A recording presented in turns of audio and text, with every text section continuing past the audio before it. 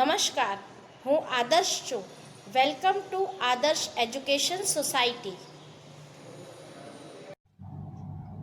Standard 9 subject Hindi chapter number 12 रानी.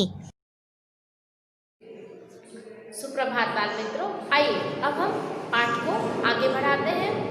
मैंने यहाँ पर शब्दार्थ लिखे हुए हैं और कुछ शब्दार्थ ऐसे हैं जो मैं बोलती जा रही हूँ और आप उसे सुनना है और इन्हें कठिन शब्दार्थ जो है वो यहाँ लिख दिए गए हैं. रियासत होने के कारण इंदौर में शानदार घोड़ों और सवारियों का आधिक्य था. आधिक्य यानी बहुत ही ज़्यादा अधिकता थी. क्योंकि रियासत थी इसके कारण इंदौर में घोड़े के जो शानदार घोड़े थे, शानदार बहुत ही अच्छे, और उनके सवारों की बहुत ही ज़्यादा अधिकता थी. इसके अतिरिक्त हम अंग्रेजों के बच्चों को छोटे टट्टुओं या सफ़ेद गधों, जिसकी जाति के संबंध में रामा ने हमारा ज्ञान वर्धन किया था. ज्ञान वर्धन करना मतलब ज्ञान को बढ़ाना, पर घूमते देखते थे. रामा की कहानियों में तो राजा अपराधियों को गधे पर चढ़ाकर देश निकाला देते थे. इन्हें गधों पर बैठाकर प्रसन्नता से घूमते देखकर विश्वास करना कठिन है. इन्हें दंड मिला है. रामा के पास हमारी जिज्ञासा का समाधान था. जिज्ञासा यानी जानने की इच्छा और समाधान मतलब हल होना. इन्हें विलायत में गधे पर बैठने का दंड देकर भारत भेजा गया है, क्योंकि वहाँ का यह वाहन नहीं है. अर्थात यहाँ पर बच्चे थे,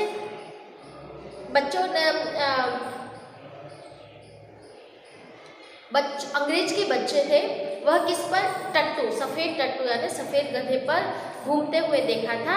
यह बात रामा ने किसी बच्चों को बताई थी और रामा ने उनके ज्ञान को बढ़ाने के लिए क्या कहा था कि गधे पर कौन बैठता है? सफ़ेद टट्टू यानी गधे कहा जाता है. तो गधे पर कौन बैठता है?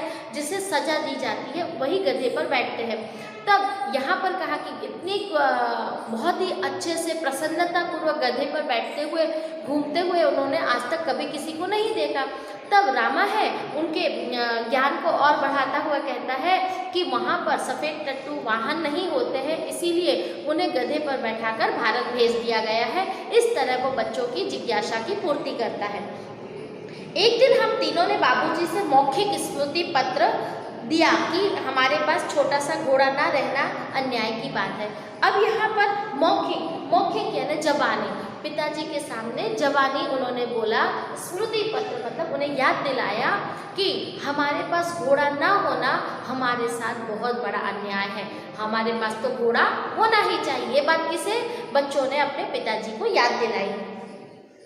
यदि अन्य बच्चों को घोड़े पर बैठने का अधिकार है तो वो अधिकार हमें भी मिलना चाहिए. अधिकार यानी हक. यदि दूसरे बच्चे लोग हैं वो घोड़े पर बैठ सकते तो हम क्यों नहीं बैठ सकते? घोड़े पर बैठना भी हमारा हक है, इसलिए यह हक तो हमें मिलना ही चाहिए. बाबूजी ने हंसते हुए पूछा, सफ़ेद टट्टू पर बैठोगे? सफ़ेद टट्टू अर्थात गधे पर बैठोगे तो जिस पर बैठकर सजा दी जाती है, बैठोगे? तुम कहो के साथ ठेला ठेल के उपरांत मैंने अगुआ होकर गंभीर मुद्रा में उत्तर दिया.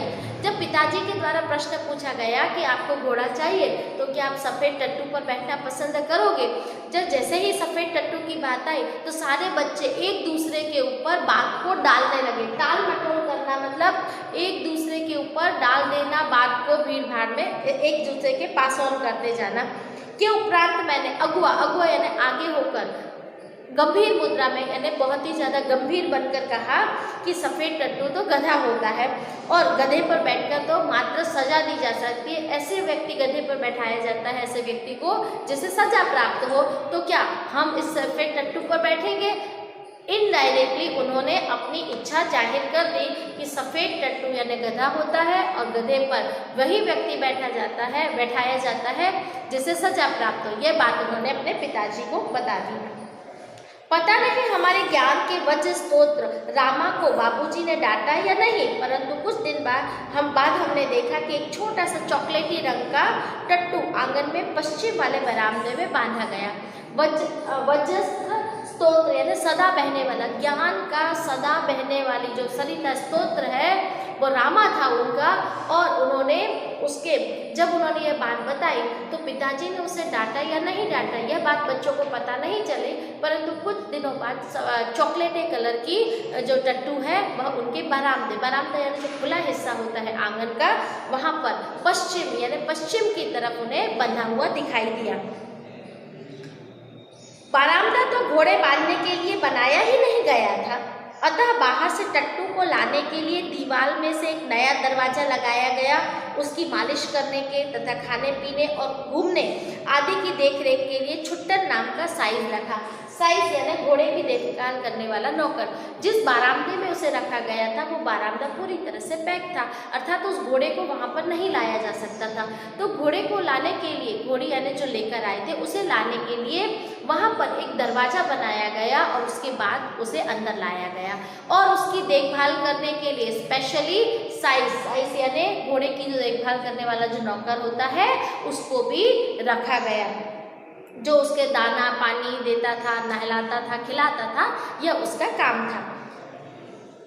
अब तो हम उस छोटे टट्टू से बहुत ही प्रभावित और आतंकित हुए, यानी बहुत ही ज़्यादा हमको प्रभाव पड़ा उस टट्टू का, परंतु फिर भी हमारे आतंकित होना मैंने हम भयभीत थे, क्योंकि अभी तक हम उनके साथ रहे नहीं थे उस घोड़ी के साथ, तो हमें थोड़ा सा अजीब लग रहा था।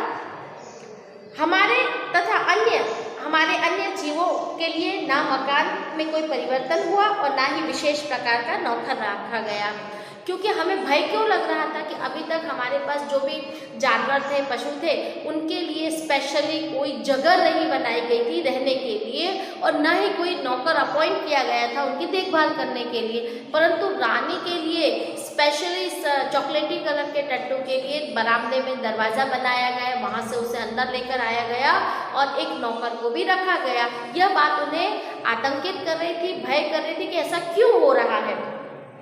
रामा को तो नौकर कहा नहीं जा सकता, क्योंकि वह तो डांटने फटकारने के अतिरिक्त हमारे कान भी खींचता है और खिड़की तक दरवाजे में परिवर्तित नहीं हो सकी, जिससे हम रोजी और निक्की के साथ कूदने में कष्ट से मुक्त हो सके। अर्थात रामा उनके घर का नौकर ही था, परंतु उसे एक परिवार के सभ्य की तरह रखा जाता था। वह उन बच्चों को डांटता भी था और उसके कान भी खींचता था, अर्थात उस ज़रूरत पड़ने पर उसे फटकार भी देता था। इसलिए और जब रोजी और निक्की एक कुतिया और नेवला थे, उनको जब कूदना पड़ता था, कहाँ से, खिड़की के बाहर कूदना पड़ता था, तो उन्हें बहुत ही ज़्यादा तकलीफ होती थी, परंतु उनके लिए किसी भी प्रकार का इंतजाम नहीं किया गया था। जिससे हम बाबूजी से यह सुनकर कि भी हम टट्टू हमारी सवारी के लिए आया है, हम सब 4-5 दिन उससे रुष्ट और अप्रसन्न ही घूमते रहे। रुष्ट होना यानी गुस्सा होना और अप्रसन्न होना, गुस्से में हम लोगों ने उस घोड़ी से, टट्टू से बात नहीं की, उससे दूर दूर गुस्से में घूमते रहे। क्यों? क्योंकि उसके आने से बहुत कुछ परिवर्तित हो गया था हमारी जिंदगी में। घूमते ही रहे, अंत में उसने हमारी मित्रता प्राप्त कर ली, अर्थात उन बच्चों की और उसकी टट्टू की दोस्ती हो गई। रामा को उसका नाम पूछने पर ज्ञात हुआ कि उसे ताज रानी कहकर पुकारा जाता है। ज्ञात होना यानी पता चलना। रामा से जब पूछा गया कि ये टट्टू है, उसका नाम क्या है, तो उसके नाम क्या बताया बच्चों? ताज रानी। यदि आपसे पूछा जाए कि चॉकलेटी कलर के टट्टू का नाम क्या रखा गया था या क्या था, तो ताज रानी उस घोड़ी का नाम था। ताजमहल का चित्र हमने देखा था और रामा और कल्लू को भी माँ की सभी कहानियों में रानी के सुख दुख की गाथा सुनते सुनते हम उसके प्रति बड़े सहृदय हो जाते थे, अर्थात उनके मन में राजा रानी की कहानियाँ सुनते सुनते क्या हो जाती थी? दया, करुणा आ जाती थी। ताजमहल जैसे भवन की रानी होने पर भी यह वहाँ से कहानी की रानी निकाल दी गई है। यह कल्पना करते ही हमारी सारी ईर्ष्या और सारा रोष, ईर्ष्या यानी जलन और रोष यानी गुस्सा, करुणा में पिघल गया और हम उसे और अधिक आराम देने के उपाय सोचने लगे।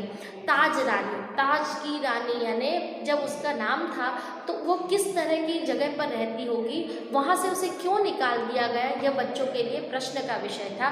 परंतु जब उन्हें ऐसा लगा कि राजा रानी बहुत दुखी, माँ की कहानियों में और उसमें राजा रानी के दुख की कहानी बताई जाती है और यहाँ पर ताज रानी को निकाल दिया गया, ऐसा मानकर उन्होंने ताज रानी की सुख सुविधाओं का और ज़्यादा ख्याल रखने लगे। वह इतनी सुंदर थी कि अब तक उसकी छवि आंखों में बसी हुई थी, इतनी ज़्यादा सुंदर दिख रही थी कि उसकी छवि अर्थात उसका चित्र है वो हमारे आंखों में अंकित हो जाता था या बस जाता था। हल्का चॉकलेटी चमकदार रंग जिस पर दृष्टि फिसल जाती यानी दृष्टि यानी नज़र है, वो अपने आप ही चली जाती थी। खड़े छोटे कानों के बीच में माथे पर झूलता आयल का गुच्छा, आयल यानी जो बाल होते हैं उसका गुच्छा, काली स्वच्छ